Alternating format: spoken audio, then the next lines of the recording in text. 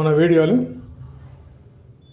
மூலாதாரம் என்னும் ஆதார சக்கரத்தை எப்படி மனதுக்குள்ளே புரிஞ்சுக்கிறது அப்படிங்கிறத பார்த்தோம். இந்த மூலாதாரங்கிறது பூமி தத்துவம். இதில் 4 இதழ் இருக்குது. 4 இதழ் தாமரை. இந்த 4 இதழ் தாமரைங்கிறது தர்ம அர்த்த காம மோக்ஷம், அறம் பொருள் இன்பம் வீடு. இந்த மூலாதாரம் ஓம்காரத்தை கொண்டு வளர்ந்தது. நிஷப்தத்திலேருந்து ஓம்காரம் வந்தது. ஓம்காரத்திலேருந்து மூலாதாரம் உதயமானது. இந்த மூலாதாரத்தில் இருக்கிற ஓம்கார சக்தியிலிருந்து காயத்ரி மந்திரம் வெளிவந்தது. அதிலிருந்து தர்மம், அதாவது அறம் வெளிவந்தது. ஸோ அறம் தான் ஆதாரம். அறம் பொருள் இன்பம் வீடு, இந்த 4 புருஷார்த்தங்கள் தான் அந்த காலத்தில், ஆதி காலத்தில் பல யுகங்களாக மனித வாழ்க்கைக்கு அஸ்திவாரமாகவும் வாழ்க்கை பாதையாகவும் இருந்து வந்துள்ளது. இந்த அறம் இது ஒன்று தான் பிரதானம். தர்மம் இவை அழிய துவங்கிவிட்டால் பொருள் இன்பம் எதுவுமே பிரயோஜனப்படாது.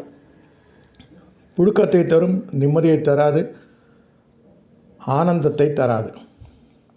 அதனால் அறம் அழியும் போது தான் இறைவன் பல மகாத்மாக்களை பூமிக்கு அனுப்பிச்சு அதை சரி செய்கிறதுக்காக குருமார்களும் ஆச்சாரியர்களும் ரிஷிகளும் தபஸ்விகளும் இங்கே அவதாரம் எடுக்கிறார்கள்.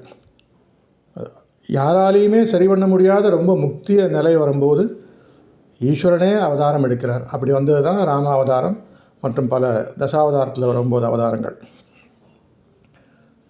இந்த அறம் ரொம்ப முக்கியம். ஆனால் அறம் ஓம்காரத்துலேருந்து வருதுங்கிறத பார்த்தோம். ஆனால் ஒரு தடவை அறம் தோன்றிட்டு மறுபடியும் திருப்பி அதுக்கப்புறம் இறைவனோ யாரோ அதை மறுஸ்தாபனம் பண்ணுற வரைக்கும் தர்மம் ஒரு தடவை ஸ்தாபனம் பண்ணது போல் அப்படியே தான் இருக்கும்னு நினைக்கக்கூடாது. ஒவ்வொரு உயிரினங்களுக்கும், அதாவது பர்டிகுலராக ஒவ்வொரு மனித ஜென்மம் எடுக்கும் போதும் அதில் குழந்தை பேசுகிறதுக்கு முன்னாடி மனது தூய்மையாக இருக்கும். அதுதான் நிசப்த நிலைமை. அந்த நிசப்தத்தில் ஓங்காரம் படிப்படியாக வெளிவர துவங்கும். அந்த ஓங்காரம் வெளிவரும்போது அறம் உதயமாகும். இந்த அறத்தை எப்படி உதயமாக்க வைக்கிறதுங்கிறது பெற்றோர் கையில் கொடுக்கப்பட்டது. அதனால தான் மாதா முதல் குரு, பிதா 2வது குரு, அதுக்கப்புறமா ஆச்சாரியர் 3வது குருவாக வராங்க. இவங்கள் மனதுக்குள்ள அறத்தை எப்படி விதைத்து செம்மப்படுத்தணுங்கிறத கலாச்சாரம் சொல்லி கொடுத்துருக்கு. அறம் இல்லைன்னா எந்த பிரயோஜனமும் இல்லை, மனித வாழ்க்கையும் வேஸ்ட். அதனால தான் பகவான் ஸ்ரீ சத்யசாய் பாபா சொல்கிறார், start early, drive slowly, reach safely. நீங்கள் குழந்தை பிஞ்சாக இருக்கும்போதே மனதும் பிஞ்சாக இருக்கும். அப்போவே அது மனசில் அறத்தை தர்மத்தை ஸ்தாபனம் பண்ணணும். ஸோ நீங்களும் ஒரு பகவானே.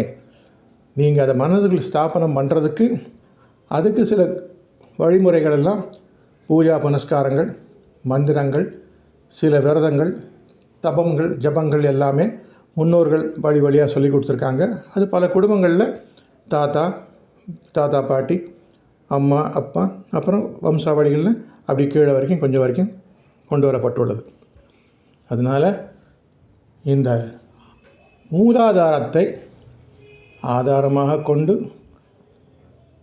மனது செயல்படுகிறது.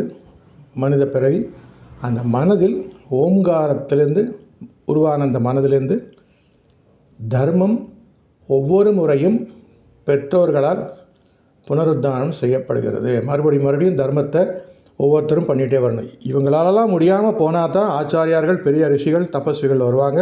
அவங்களாலையும் முடியாமல் போகும்போது தான் அவதாரங்கள் தோன்றுகின்றன. ஸோ அதனால் அறம் பொருள் இன்பம் வீடு, இந்த 4 புருஷார்த்தங்களை சரியான முறையில் வரிசைப்படுத்தி கரெக்டாக அறத்தை சரி பண்ணி ஸ்தாபனம் பண்ணுறதுக்கு மனது முக்கியமானதாக உள்ளது. இந்த மனது பிஞ்சில் இருக்கும்போதே அதை அறத்துக்கு உள்ளே கொண்டு அந்த குழந்தைக்கு தயார் பண்ணிட்டோன்னா அந்த மனசு பின்னாடி தப்பு பண்ணாது தர்மத்தின் வழியில் போகும், உலகம் சுபிக்ஷமாக இருக்கும். இன்றைக்கி இது வரைக்கும் பார்த்தோம்.